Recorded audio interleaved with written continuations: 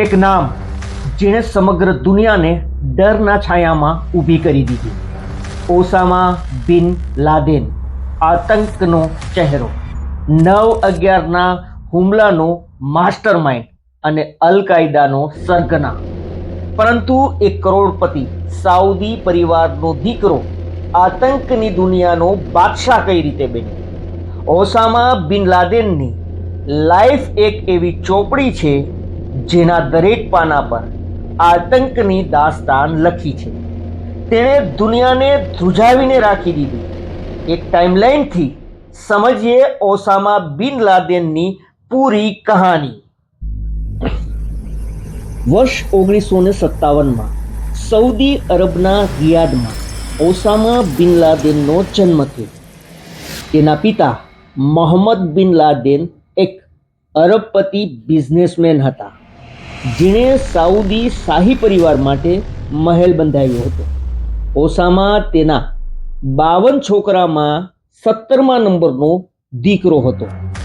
1968થી 1976 સુધી તેણે રિયાદની લોકપ્રિય અલ્થાગર મોડર્ન સ્કૂલમાં અભ્યાસ કર્યો. પરંતુ 1969માં એક હેલિકોપ્ટર દુર્ઘટનામાં ઓસામા બિન લાદેનના પિતાનું મોત થાય છે અને તેના પિતાના મોત બાદ ઓસામાને $8 કરોડની વિરાસત મળી.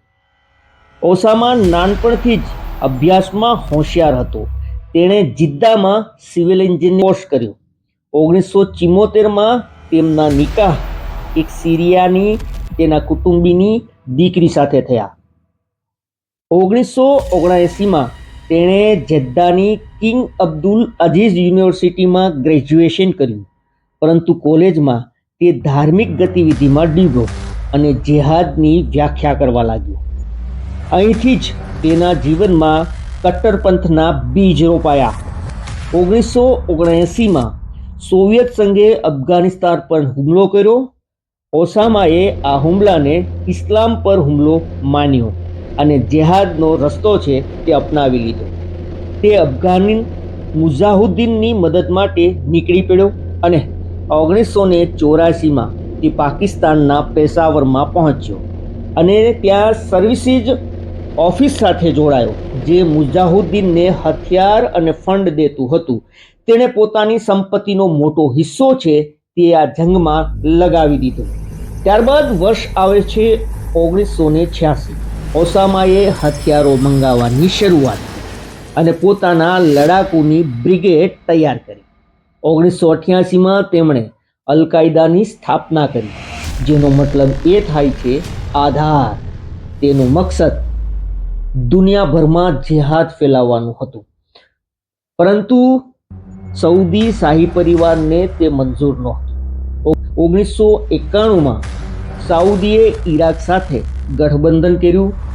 ઓસામાને તેનો વિરોધ કર્યો. આ ગઠબંધનનો ઓસામાએ વિરોધ કર્યો અને તેના કારણે સાઉદીએ તેને નિર્વાસિત કરી દીધો. વર્ષ આવે છે 1993નું. 1993માં તેના પરિવારે તેને બિઝનેસમાંથી હાંકી કાઢ્યો. એક વર્ષ વીતે છે, મતલબ કે 1994નું વર્ષ આવે છે અને 1994ના વર્ષમાં સઉદીએ તેની નાગરિકતા પણ છીનવી લીધી હતી.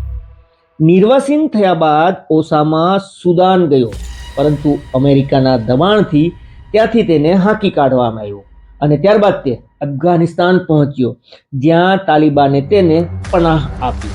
1998માં તેણે અમેરિકા સામે જેહાદનું એલાન કર્યું અને તેણે આ સમયે પહેલો હુમલો છે તે નેરોબી અને દારે સલામમાં અમેરિકી દૂતાવાસ પર કર્યો. એક ટ્રક બોમ્બ વિસ્ફોટ કર્યો, જેમાં 24 લોકોના મોત થયા હતા. મરનારાઓમાં 12 લોકો અમેરિકાના હતા. આ ઘટના બાદ તત્કાલીન અમેરિકન રાષ્ટ્રપતિ બિલ ક્લિન્ટને ઓસામાને અમેરિકાનો સૌથી મોટો દુશ્મન ઘોષિત કર્યો હતો. વર્ષ આવે છે 2001નું. ઓસામાએ અમેરિકન યુદ્ધપોત યુએસ કોર પર હુમલો કર્યો, જેમાં 17 નાગરિકોના જીવ ગયા. ત્યારબાદ ઓસામાએ પોતાની જિંદગીનો સૌથી મોટો હુમલો ઘડવાનું શરૂ કર્યું અને 11 સપ્ટેમ્બર 2001 પૂરી દુનિયાને અમેરિકાના ટ્વિન ટાવર સાથે એક પ્લેનને ટકરાવતું જોયું. આ દ્રશ્ય પૂરી દુનિયા માટે આતંકનું સ્મૃતિ ચિહ્ન બની ગયું. 9/11ના હુમલાથી મશહૂર આમાં 4 અપહરિત વિમાન ન્યૂયોર્કના વર્લ્ડ ટ્રેડ સેન્ટર સાથે અને પેન્ટાગન સાથે ટકરાયા, જેમાં લગભગ 3000 લોકોના મોત થયા. આ હુમલાથી ઓસામા દુનિયાનો સૌથી મોટો આતંકી બની ગયો હતો.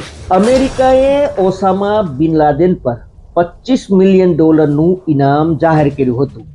9/11 હુમલા બાદ ઓસામા સંતાતો ફરતો હતો. બીજી તરફ અલ-કાયદાએ હુમલા કરવાનું ચાલુ રાખ્યું હતું. વર્ષ 2002 થી 2005 સુધી કેન્યા, સાઉદી અરબ, ઇન્ડોનેશિયા, તુર્કી, મડ્રિડ અને લંડનમાં હુમલાઓ થયા. મડ્રિડમાં 151 અને લંડનમાં 12 લોકો છે તે મોતને ભેટ્યા. વર્ષ આવે છે 2010નું.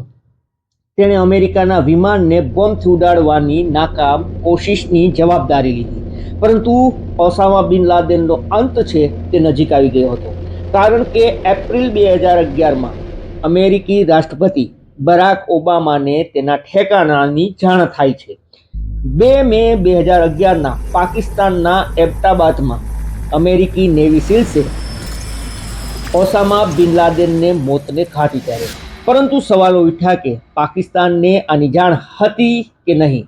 ઘણા રિપોર્ટ્સમાં દાવો થયો કે પાકિસ્તાનની ખુફિયા એજન્સી ISIએ ઓસામાને પનાહ આપી હતી.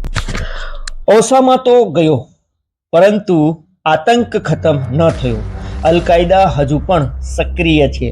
ISI જેવા નવા સંગઠનો ઉભર્યા છે.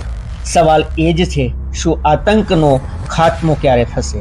ઓસામા બિન લાદેનની મોત એક યુગ પૂરો થયો, પરંતુ આતંકની જડ હજુ ઊંડી છે. અવારનવાર દુનિયાના અનેક ખૂણામાં તે માથું ઉંચકવાની ખબરો છે તે મળતી રહે છે. આતંકનો સિલસિલો ક્યારે થમશે એ પણ એક મોટો સવાલ છે. દોસ્તો, આ તમામ મુદ્દે આપનું શું કહેવું છે, આપનું શું માનવું છે? અચૂકથી આપ અમને કમેન્ટ કરીને જણાવજો. અને આવા જ અવનવા વિડીયો માટે આપ અમારી યુટ્યુબ ચેનલ નમસ્તે ગીરને સબસ્ક્રાઇબ કરો. અગર આપ આ વિડીયો ફેસબુક અથવા ઇન્સ્ટાગ્રામ પર જોતા હોય તો ફોલો કરો. ફરી મળીશું. ધન્યવાદ.